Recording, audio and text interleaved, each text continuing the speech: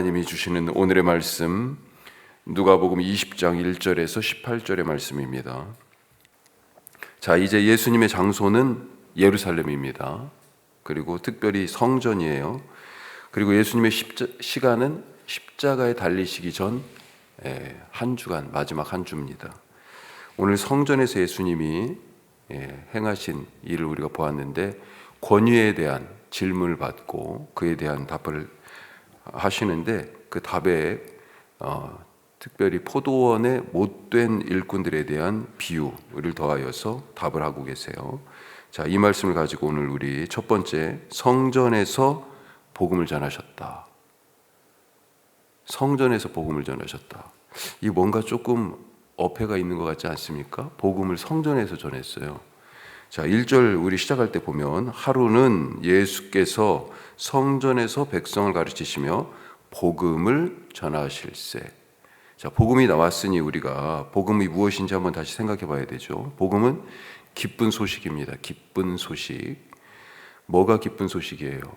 눈먼 사람에게는 눈뜸이 기쁜 소식이고, 갇힌 자는 감옥문 열리는 것이 기쁜 소식이고, 아픈 사람은 나았다는 말이, 집 나갔던 사람은 집에 다 왔다는 얘기가, 길을 잃어버린 사람은 길 찾았다는 말이 기쁜 소식이죠. 식민 지배를 받고 있던 사람들에게는요, 땅을 잃었었잖아요. 그런데 나라 찾았다, 땅을 다시 얻었다 라고 하는, 해방되었다는 말이 기쁜 소식이고, 전쟁하는 자들에게는 평화가 기쁜 소식입니다. 죄에 매여 있는 사람들에게는요, 죄로부터 노임을 받았다, 그 죄가 사해졌다 하는 것이 기쁜 소식이죠. 자, 이것을 다 종합하면 뭐라고 얘기할 수 있어요? 하나님 나라가 왔다, 천국이 왔다는 이 소식. 이 하나님 나라가 왔다는 천국 복음을 지금 예수님이요 성전에서 전하셨습니다. 자, 그런데 복음을 우리가 생각해 보면 어디에 전해야 됩니까? 하나님 나라가 없는 곳에, 하나님 나라가 없는 곳에 복음을 전해야 되지 않겠어요? 이미 하나님 나라가 임한 곳에 굳이 전할 필요가 있어요? 아이러니하게도 예수님이 이 복음을 전한 장소, 성전, 더 정확히는 성전 안에 있는 사람들에게 복음이 필요했다라고 하는 것입니다. 그들은 성전 안에 있었지만 복음을 아직 모르고 있었어요. 하나님 나라가 왔음을 몰랐습니다. 자, 먼저 이들이 천국 복음을 모른 이유는 이방인이었기 때문에 그렇습니다. 당시 우리가 수요 말씀마당에서도 봤지만 성전 구역은 어떻게 돼 있어요? 성전 구역의 가장 바깥쪽이 이방인의 뜰이라고 불려지는 곳입니다. 여기서는 예배드리러 온 사람들 짐승도 거기서 구할 수가 있었고, 또 짐승을 구하기 위하여 세상에서 바깥에서 쓰던 돈을 성전 안에서의 돈으로 바꿔야 되는데 환전하는 곳도 있었고, 예수님이 거기서 그들을 다 내어 쫓았었죠. 거기가 바로 이방인의 뜰인데, 이방인의 뜰에서 있었던 일에 대해서 얘기할 때도 예수님을 두고 성전에 들어가셨다 이렇게 표현하고 있습니다. 자, 그러니까 성전 구역 안에서도 이방인들이 허용되는 장소가 있었다는 거죠. 이방인, 복음의 바깥에 있던 사람들입니다. 자, 그들에게 복음이 그래서 당연히 필요하겠죠. 하지만 성전을 자기 집보다 더 가까이 하는 그런 사람들, 오늘 1절 끝에 누가 나와요?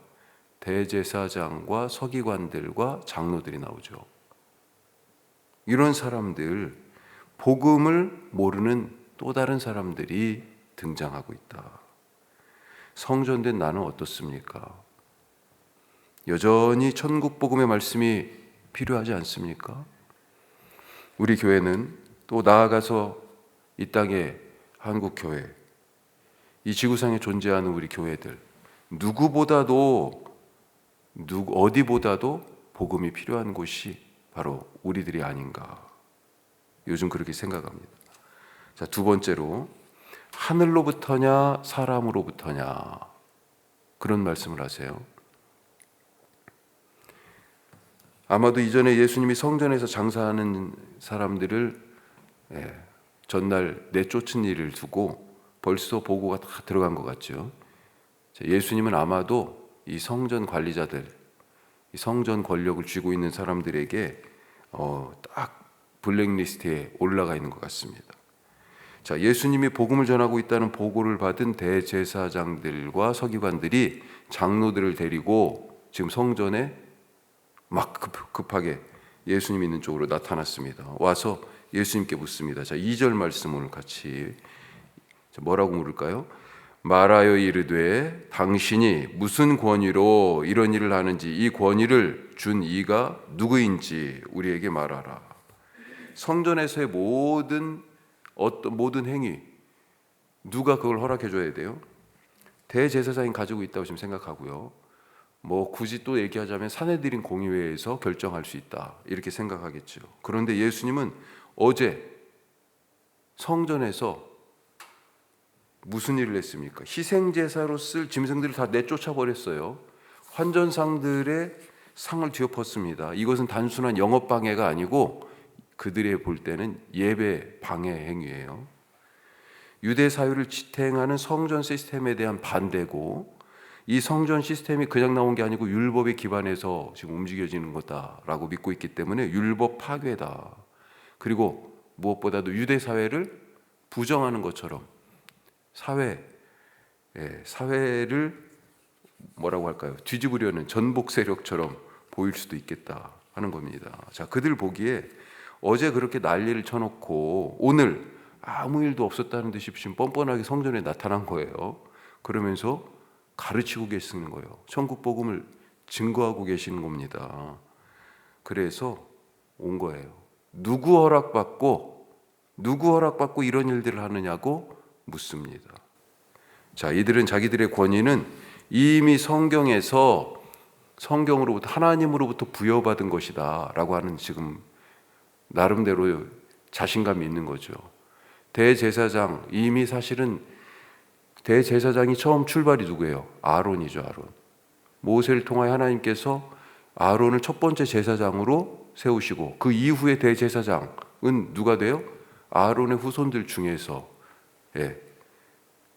대제사장을 이어가게 돼 있는데 도중에 그 혈통적인 후손이 끊어졌어요. 사실은 아론의 후손이 없어서가 아니고 나라도 멸망하고 그 다음에 대제사장직을 이제 사고 팔게 됐었잖아요. 그래가지고 사실은 엄격하게 말하면 자기들도 그 권위를 계속 아론의 후손으로 이어받은 건 아니지만 내가 대제사장이다, 우리가 그런 사람들이다, 제사장이다, 이런 것으로 인하여서 하나님으로부터 우리의 권위는 받았다라고 그렇게 지금 믿고 있는데, 하나님으로부터 받은 그 권위를 자기들이 예수님한테 준 적이 없거든요. 허락해 준 적이 없어. 그러니 예수님이 지금 행사하고 있는 이 성전 안에서의 모든 것은 뭐예요? 예수님의 모든 말과 행위가 누구로부터, 하나님으로부터도 받지 않은 불법적인 것이다 라고 규정하고 권위의 출처에 대해서 우리에게 답하라 하고 몰아붙이는 것입니다. 자, 예수님이 이에 대해서 뭐라고 대답하셨어요? 자, 4절 말씀, 4절입니다. 요한의 세례가 하늘로부터냐 사람으로부터냐? 야, 정말 기묘한 말씀 아니에요? 대답과 동시에 질문, 방어를 하면서 동시에 공격을 하는 그런 말씀을 하고 계세요. 말문이 딱 막혀버렸습니다. 예수님의 이 질문을 받고.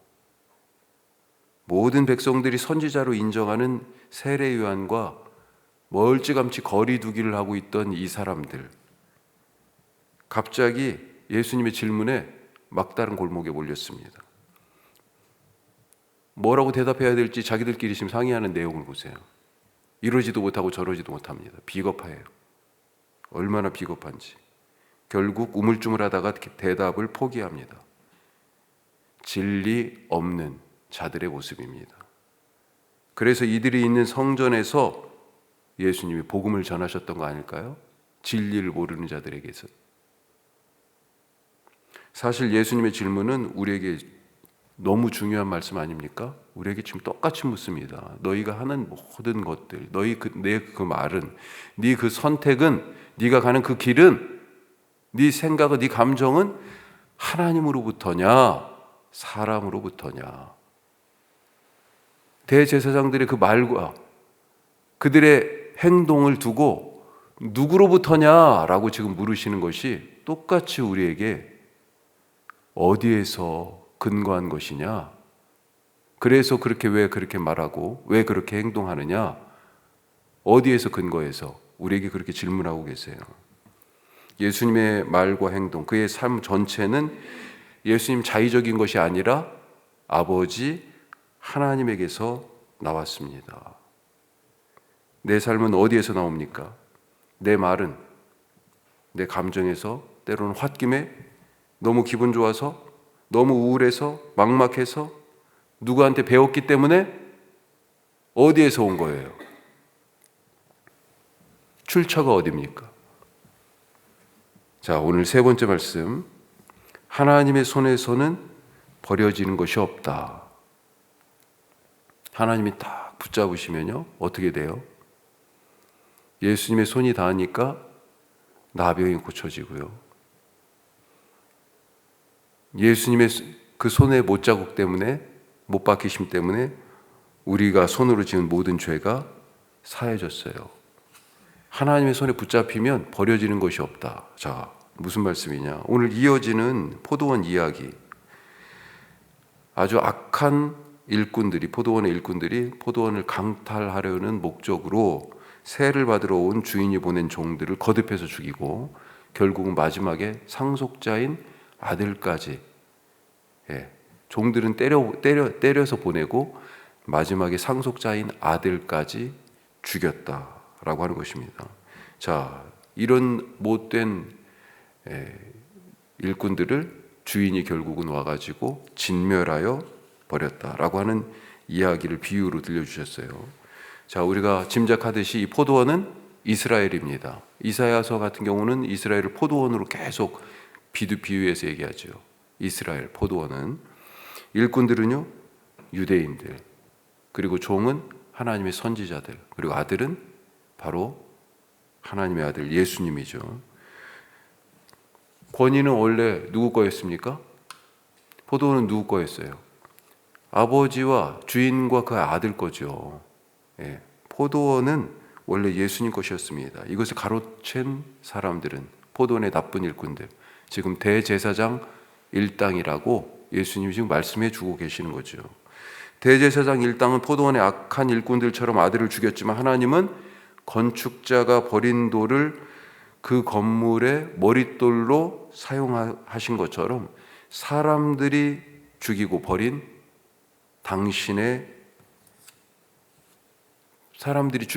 것을 당신의 손에 들고 지금 어떻게 하세요? 가장 귀하게 사용하시고, 심지어 세상을 구원할 그런 능력의 도구가 되게 하신다라고 하는 것입니다. 오늘 세상으로부터 거부당하고 뒤통수 맞고 배신당합니까?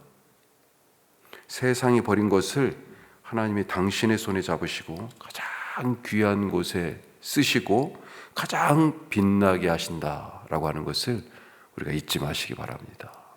기도하겠습니다. 크게 세 가지 말씀 나눴습니다. 복음을 어디에서 전했어요? 성전에서 복음이 필요했기 때문에. 나는 어떻습니까? 복음이 필요한 사람이에요. 주님, 진리의 말씀으로 나를 비춰주시옵소서. 가득하게 하시고 천국 복음이 내 삶에 가득하게 하옵소서 기도하시고요. 출처가 어디냐고 예수님 묻습니다. 하늘로부터냐 사람으로부터냐. 오늘 내가 하는 모든 말과 행동, 내 삶에서의 모든 결정들이 하나님으로부터이기에 하옵소서 기도하시고, 사람의 손에 의해서 버려졌어요. 그렇지만 하나님께서 그 버려진 돌을 모퉁이의 귀한 돌이 머릿돌이 되게 하셨다. 하나님의 손에 붙잡히면 모든 것이 새로워집니다. 주님, 오늘도 나를 붙들고 주의 뜻대로 주의 계획을 이루어 주옵소서 기도하시고요. 우리 산불 피해 당한 고천교회 이번 주까지 우리 헌금하기로 했는데 위해서 기도해 주시기 바라고, 고천리, 박곡리, 수곡리 특별히 세 가구의 80여 가구들 기억해 주시기 바랍니다. 더불어서 우리 성도들의 가정 위하여서 기도하시고, 우리 자녀들 위하여서 더 기도하실 수 있기를 바랍니다. 기도하겠습니다.